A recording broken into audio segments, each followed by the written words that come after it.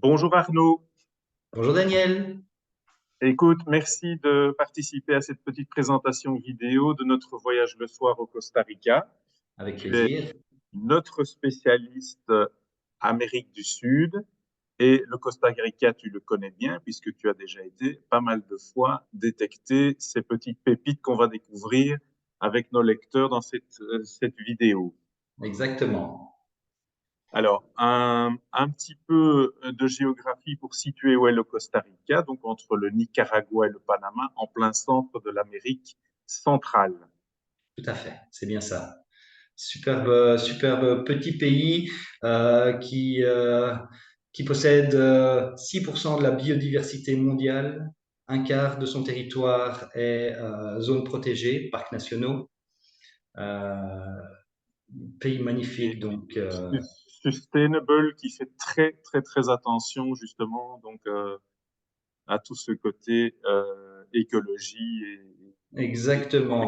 durable. Exactement. Et on en a vraiment tenu compte dans le cadre de ce circuit en choisissant les différents logements. Alors ici, on va passer en revue rapidement donc l'ensemble de ce programme, sans tout dévoiler bien sûr. Mais quand je Mhm. vois la carte, est-ce que d'office, tu peux nous rassurer sur le fait que on passe pas 10 heures de car par jour entre deux destinations? C'est pas trop long, Non, c'est faisable? c'est pas trop long. Bon, court, ce n'est pas, mais c'est pas trop long. Il faut bien se dire que chaque déplacement est une excursion en soi. Donc, ce sont pas des routes rébarbatives où on ne voit rien. Les routes sont magnifiques et on voit vraiment, comme on voit là sur la carte, on fait les quatre coins du pays, donc on voit des écosystèmes complètement différents. Donc, pas du tout rébarbatif et pas trop long. Les paysages sont magnifiques à... Exactement, Ok, ok. exactement. Alors, on démarre de Bruxelles via un vol Zurich et puis San José. Au Euh, Costa Rica, tout à fait, oui, exactement. et voilà. Et donc, les 2 premiers jours, c'est considéré comme une mise en bouche euh, Voilà. par Tortuguero et la forêt tropicale de Carillo. Ouais, Brolio Carrillo, exactement, pour la petite histoire, c'est là où ont été tournées pas mal de scènes du film Jurassic Park. Ok. Et il y a des tortues là qui vont Oui, voilà, Tortuguero vient de Tortuga en espagnol qui veut dire tortue, donc c'est vraiment l'endroit par excellence où pas mal de sortes de tortues viennent pondre et on voit l'éclosion des tortues certains mois de l'année et en fonction du calendrier lunaire aussi. Donc Tortuguero, c'est l'endroit par excellence où on va voir un grand nombre d'espèces animales, que ce soit des reptiles, une tortue ou crocodiles, mais aussi tout ce qui est oiseaux et tout ce qui est singe. D'accord. Alors, tu vas nous présenter quelques hôtels à la fin de cette présentation, mais je sais que tu as sélectionné que des écologes. Et d'ailleurs, quasiment, Exactement. on ne trouve que ce genre d'hôtellerie au Costa Rica. Euh, Principalement, oui. Mais dans le cadre de ce circuit, on a vraiment fait attention à tout ce côté écologe, durable. C'était vraiment très important pour nous. En règle générale, mais aussi dans le cadre de ce circuit. ok, donc jour 4 ici, tu nous emmènes où? Alors, on va vers la côte, toujours côte Caraïbe, mais sud, cette fois-ci, on va vers Puerto Viejo de Limón et le parc national Cahuita. Donc, on est un petit peu plus hors sentier battu. Oui, un peu cette ambiance un peu plus créole et tout. C'est vraiment très chouette. Euh, le lendemain, on va aller voir une communauté indigène, les Bribri, où on va un petit peu, pendant une journée, vivre un peu on va un peu découvrir leur mode de vie, comment ils pêchent, comment ils font à manger, comment ils vivent, enfin comment leurs habitations et tout. C'est vraiment une immersion totale avec les locaux. Rien que le fait d'y aller, on y va en pirogue, donc c'est déjà quelque chose de Ah super oui, original. génial Voilà. ça. Ouais. Et donc, on va aller ensuite découvrir le parc national Cahuita, qui a une faune exceptionnelle, vraiment très, très jolie. Avant de prendre la route vers l'un des musts du Costa Rica, je dirais, c'est la zone du volcan Arenal. Vraiment, ce stratovolcan avec la forme parfaite du volcan, ces différentes coulées de lave, vraiment très, très Toujours en impressionnant. activité, le volcan. Toujours en activité, oui, tout à fait. Toujours en activité. Pour la petite Donc, histoire, l'hôtel qu'on a choisi pour cette étape-là, la piscine est alimentée par les eaux thermiques du volcan. Donc, c'est ouais, c'est- ah oui, c'est un peu curatif et c'est très sympa, très agréable. ok. Donc ici, évidemment, on le voit, tout le monde, tous nos lecteurs devront préparer leurs appareils photo, leur Ah oui, ça c'est caméra. certain. Un C'est, bon trépied, un bon ouais. trépied si, pour les photos de nuit, si jamais ils ont la chance de voir une coulée de lave, oui, ça c'est très important, très chouette. Alors, oula, faut pas Les être, attention. Bah, moi, je suis sensible au vertige et on ne les sent pas vraiment sur ces ponts suspendus parce que c'est vraiment une structure dure, métallique dure, donc ça ne bouge pas. Et comme on est quand même, on est en permanence dans cette faune autour, on n'a pas cette impression de vide en dessous. Incroyable. C'est quand même très sécurisant. C'est vraiment très sécurisant et ça nous permet de voir toute la canopée, donc toute la faune dans la canopée, chose qu'on ne pourrait pas faire si on est sur le plancher des vaches ou alors il faudrait vraiment un très bon objectif, téléobjectif pour faire des Oui, belles photos. Là, on est vraiment en immersion dans la faune. ok. Ensuite, on va aller au parc national Tarcoles, à la rivière Carrara. Le parc national Carrara sur la rivière Tarcoles plutôt. C'est la séparation entre la forêt tropicale sèche et forêt tropicale humide. Donc c'est vraiment oui, on passe d'une zone à une autre. Énormément de crocodiles, beaucoup d'oiseaux aussi. On va faire une petite croisière sur le Rio Tarcoles, très très très sympa. Pour ensuite prendre la route donc vers le Pacifique Sud, où on va aller vers la baie de Drake, qui est le parc national Corcovado, qui est aussi quelque chose qui est un peu hors sentier battu parce qu'on est vraiment de l'autre côté du pays.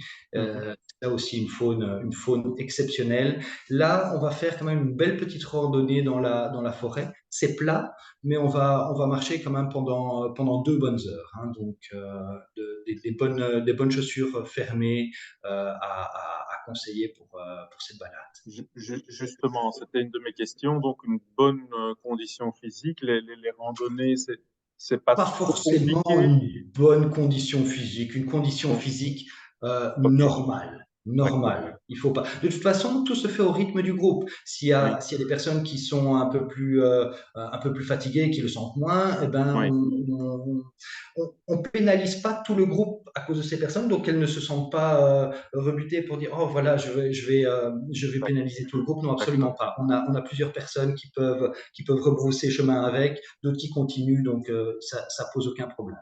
De Oui, nouveau, une faune exceptionnelle. ça me permet de dire qu'on est effectivement dans un petit groupe de 16 à 18 personnes, de 16 à 18 lecteurs maximum. Donc, Oui, très euh, important pour, oui, euh, pour cette destination, pour que tout le monde puisse jouir de la visibilité de tous les animaux. Un grand groupe, ça sert à rien, ça fait trop de bruit, on voit pas grand-chose. Non, non, il faut ok. vraiment préconiser des petits groupes. D'ici, on pourra aller dans la mer. C'est possible d'aller nager à certains moments pendant le Ben, on voyage. est quand même, on est quand même côté Pacifique Ah ici, oui, oui, donc très froid, beaucoup de courants, d'accord. un Oui, peu agité, mais on peut se baigner pas très loin. On va pas vraiment au large, mais on peut se baigner. Et puis la plupart des hôtels que je propose ont aussi de belles piscines, hein. ok. Corcovado, ça se Voilà, trouve. donc justement.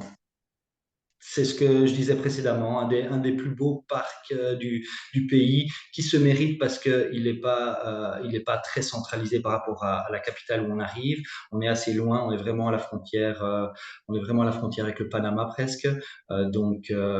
Mais l'un des plus beaux parcs du pays. Si on a la chance, voir le jaguar, Oui, c'est vraiment le highlight de ce parc. Faut bien se dire qu'on n'est pas dans un zoo. Donc c'est justement ça qui rend un peu cette excursion pimentée. Si on le voit, c'est quelque chose d'exceptionnel. On va avec un guide qui est en contact avec les rangers qui savent exactement où il a été ces derniers jours. Donc on va faire une balade pour essayer de le voir. Mais en, comme je vous dis, on en n'est toute pas dans un sécurité. zoo, en toute En, sécurité, bien en toute évidemment, sécurité, hein, oui. mais sans aucune certitude. Ou magnifique, ça, magnifique. Voilà, donc on va vers le parc national de la Costa Ballena. Donc c'est là où on voit les baleines franches. Superbe parc qui est aussi donc parc terrestre qui est national et parc aquatique national aussi. Donc balade en bateau pour aller voir les dauphins très certainement et avec un peu de chance les baleines. Voilà. Et ensuite, on va continuer la route vers le parc national Manuel Antonio.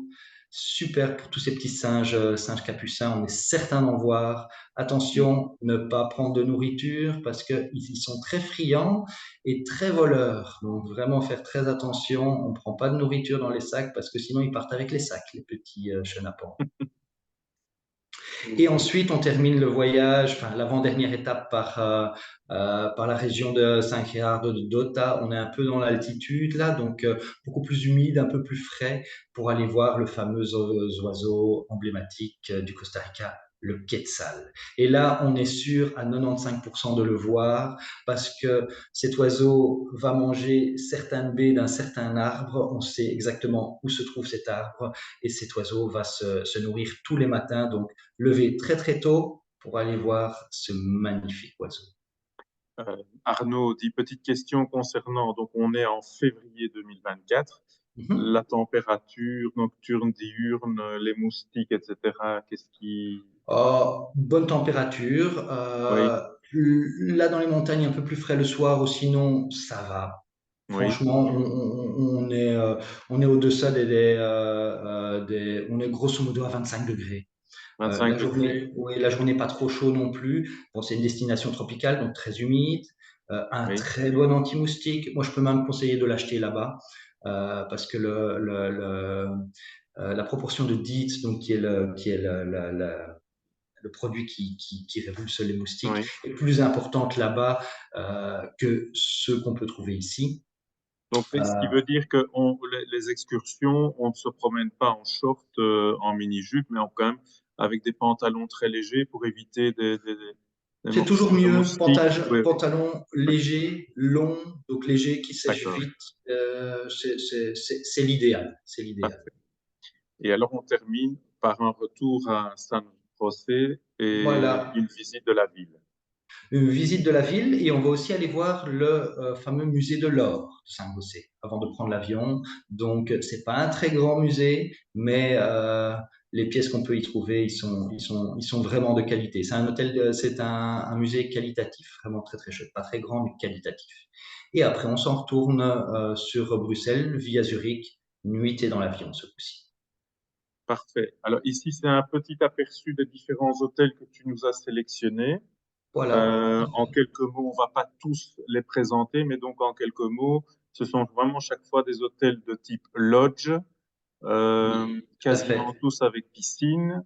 Et ce Oui, qui est exactement. important de mentionner, c'est qu'au niveau des programmes, du programme que tu as fait, on n'arrive pas à 20 heures aux hôtels pour repartir à 6 heures du matin. Ça veut dire qu'en fin de journée, chaque fois, on va pouvoir vraiment Oui. jouir de ces magnifiques hôtels et de ces magnifiques balades. Voilà, exactement. Peut-être pas à chaque fois, parce que Oui, je pense la première journée à Saint-José, mais bon, ça n'a pas beaucoup d'intérêt, mais oui, à Tortuguero, à Puerto Viejo de Limón, à Arenal, aussi à Drake Bay, donc au Parc national Corcovado, on a quand même pas mal de temps, enfin pas mal, on a un petit peu de temps libre pour profiter des facilités de l'hôtel, un peu se reposer, passer un petit peu de temps au bar, à la piscine. Donc, oui, non, c'était très parfait. important pour nous aussi.